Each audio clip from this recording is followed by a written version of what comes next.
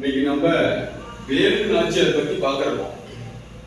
இந்த வேலு நாச்சியார் அப்படின்னா நம் தமிழக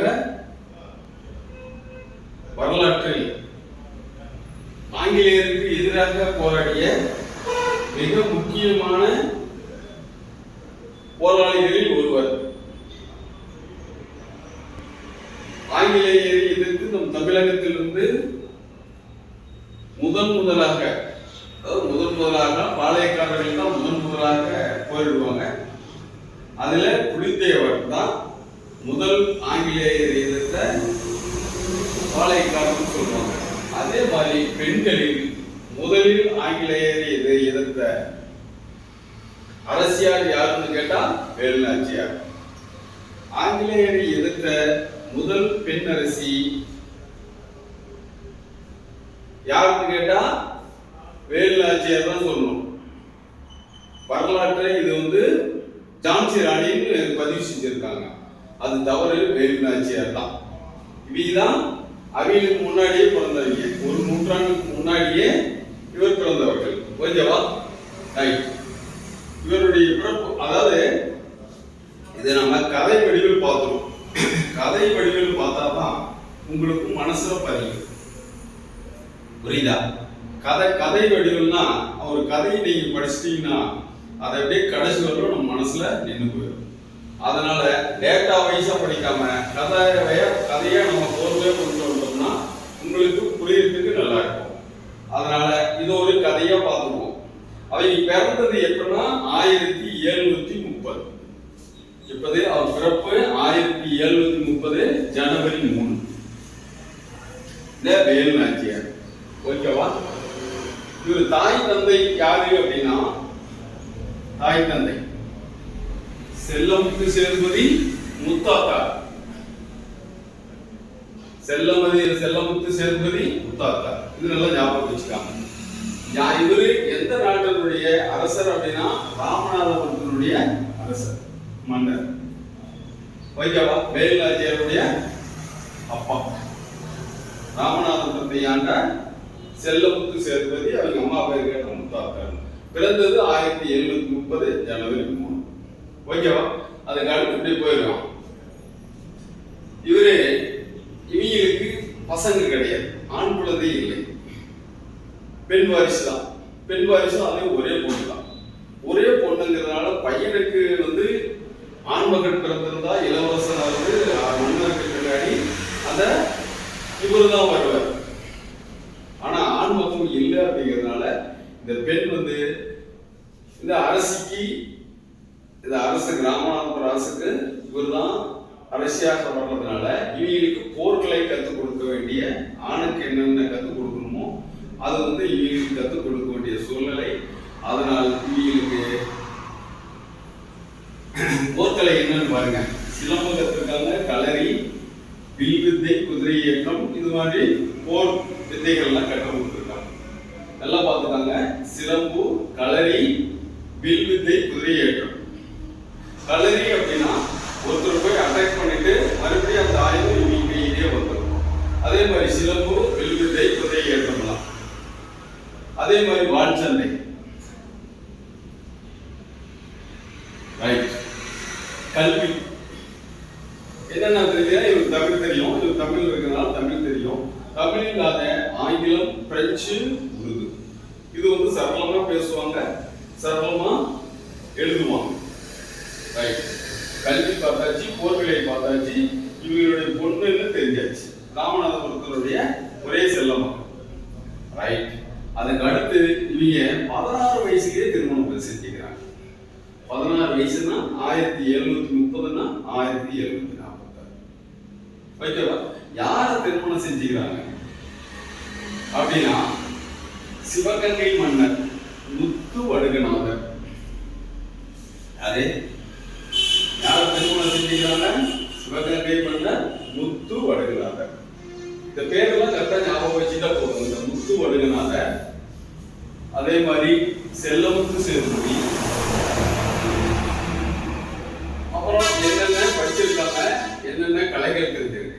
அதுக்கு அடுத்து சிவகங்கை ரொம்ப செல்வ செழிப்பான ஒரு ஊர். அந்த ஊரில் இருக்கும்போது ஆங்கிலேயர்கள் எல்லாத்துக்கிட்டையும் வரி வசூல் செய்யும் வேலையை செஞ்சுட்டு இருக்காங்க.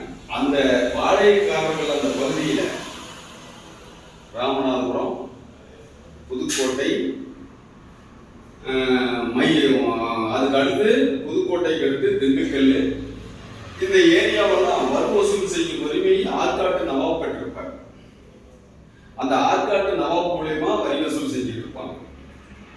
அந்த ஆற்காட்டு நவாப் வந்து பிரிட்டிஷ் ஒருத்தரை பிடிச்சி இங்க அனுப்புவாங்க சிவகங்கைக்கு. இவர் வரி கொடுக்க மறுத்து விடுகிறார். உடனே அந்த சிப்பாய்களை திருப்பி அனுப்பிச்சிடுறாரு. உடனே அந்த ஆற்காட்டு நவாப்புக்கு கோபம் வந்துடுது. ஆற்காட்டு நவாப் இவர் தான் வரி வசூல் செய்யும் உரிமையை பெற்றிருக்கிறார்.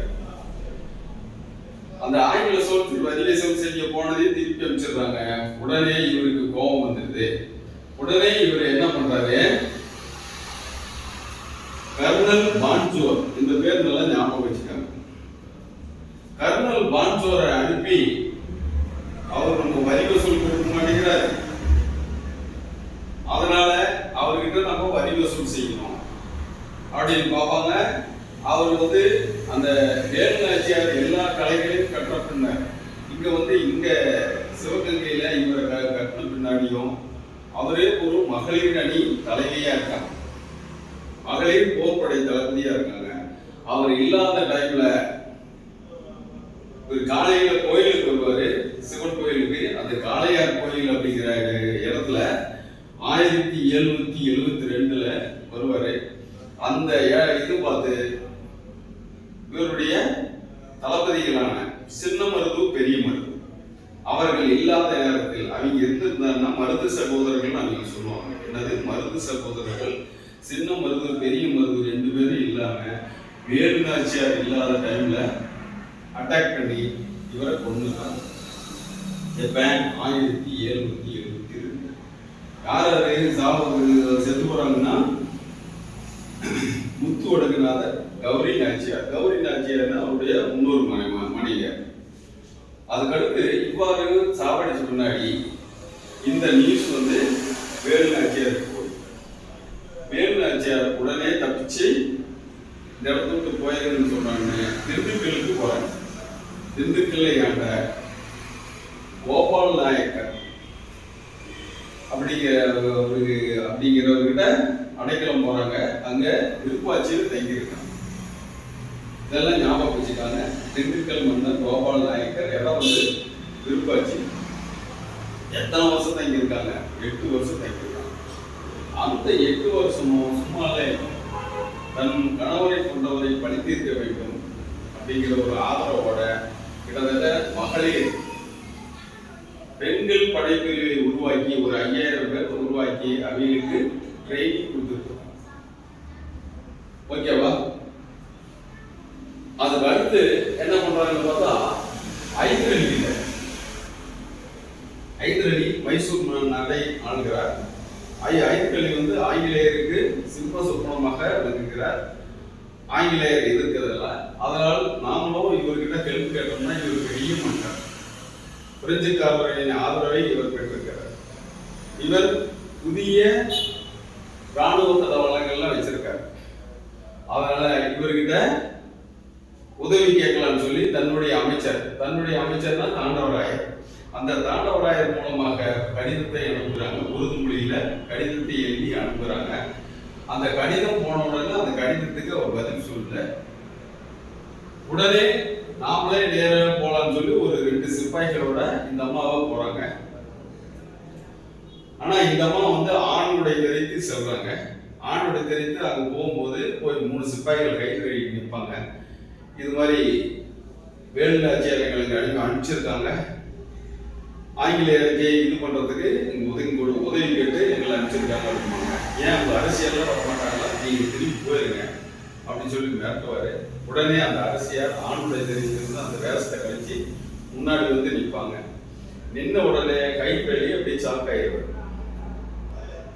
அப்புறம் தனக்கு தெரிஞ்ச உருது மொழியிலேயே விளக்கி அவர்கிட்ட சொல்லி நடந்த சம்பவத்தெல்லாம் சொல்றாங்க. என்னுடைய வீட்டுக்காரரை கொண்டுட்டாங்க, இதெல்லாம் நிலைமையாச்சுன்னு சொல்லிடுவாங்க. உடனே அவங்கள படித்து நீங்க தான் வந்து கேட்க உடனே தன்னுடைய பகுதி ஹைதருடைய தளபதி சையத் அப்படிங்கிறத ஒரு 5000 குதிரைப்படையும் 5000 காலப்படையும் நான் கொடுத்து உதவுறேன் அப்படின்னு சொல்லி அவர் சொல்லிட்டாரு. இந்தாண்ட திண்டுக்கல்லுடைய நாட்டை ஆண்ட கோபால நாயகரும் ஹெல்ப் பண்றதை சொல்லியிருக்காங்க. இங்க ஹைதர் அலி உதவியும் கிடைச்சிருச்சு. உடனே தன் நாட்டை மீட்க சரியான நாள் எதுன்னு பார்த்துட்டு இருக்காங்க. விஜயதசமி நாள் 1780 அந்த நாளை தேர்ந்தெடுக்கிறாங்க. ஏன் விஜயதசமி நாளை தேர்ந்தெடுக்கிறாங்கன்னா, அரண்மனையில பெண்களை பரிசோதிக்க மாட்டாங்க.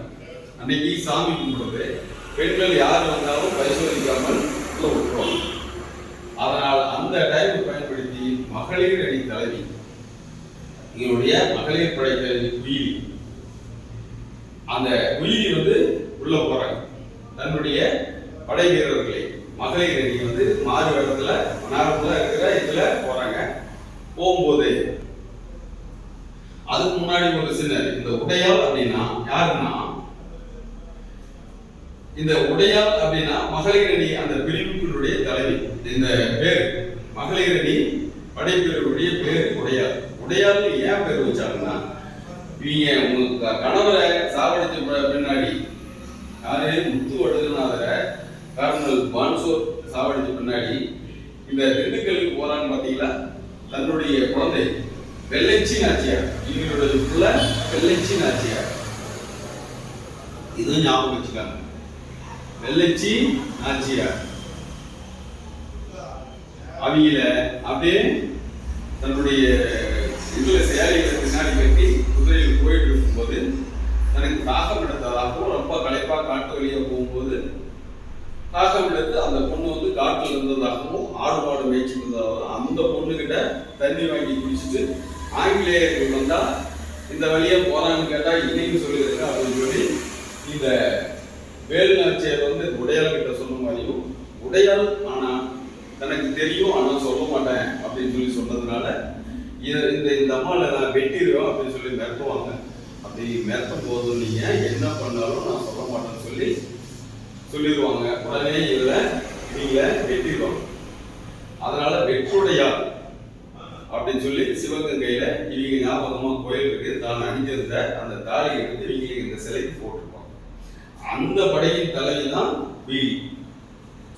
அப்புறம் இந்த விஜயதசமி நாள் குயிலி இந்த உள்ளுக்கு போறாங்க. போகும்போது விளக்கெல்லாம் பேத்திக்கிட்டே போவாங்க. விளக்கெல்லாம் பேத்திக்கிட்டு மகளிர் அணி இதோட போயிட்டே இருக்கும்போது திடீர்னு அந்த ஆயுதக்கிழங்கு வெடிச்சு சிதறும். அவ்வாறு வெடிச்சு சிதறும் போது ஆங்கில படையெல்லாம் திக்கு தெரியாம ஓடுறாங்க. அந்த அந்த நேரம் பார்த்து இதுக்கு எப்படா என்னன்னு சொல்லி இந்த அம்மா பார்க்கும்போது இந்த குயிலி தன்மேல் நெருப்பு வச்சுக்கிட்டு அந்த ஆயுத கிழங்குகளை குதிச்சுட்டாங்க. தன் உயிரை மாய்த்து இந்த சிவகங்கையை மீட்டதற்காக உயிர் நீத்த அந்த குயிலி மிகவும் உறுதுணையாக இருந்தாங்க. இவ்வாறு படை இல்லை, ஆயுதங்கள் இல்லை அப்படின்னா பிரிட்டிஷார் வந்து நிர்மூலம் ஆகிட்டாங்க. அந்த ஆயுதங்கள் இல்லை, சிவகங்கையை ஈஸியா அவங்க வந்து மீட்டு விட்டாங்க. இவ்வாறு ஆங்கிலேயர் இருந்த முதல் போர் வீரர் அல்லது அரசி, பெண் அரசி யாருன்னா நம்ம வேலுநாச்சியார். இவரது வீரமங்கை வேலுநாச்சியார் சொல்லுவாங்க. ஆங்கிலேயர் எதிர்த்த முதல் பெண்மணி இவங்க தான். தென்னாட்டு ஜான்சி ராணின்னு இவங்க தான் சொல்லுவாங்க. இவங்க ஞாபகமா தபால் தலை வெளியிட்டிருக்காங்க. இவங்களுக்கு தனியாக மணிமண்டபம் சிவகங்கையில் கட்டப்பட்டது. ஓகேவா? இது மாதிரி கதை வெளிகள் பாருங்க. கதை வெளிகள் பார்த்தீங்கன்னா உங்களுக்கு எல்லாம் கரெக்டாக ஞாபகம். ஓகேவா? நன்றி. தேங்க்யூ.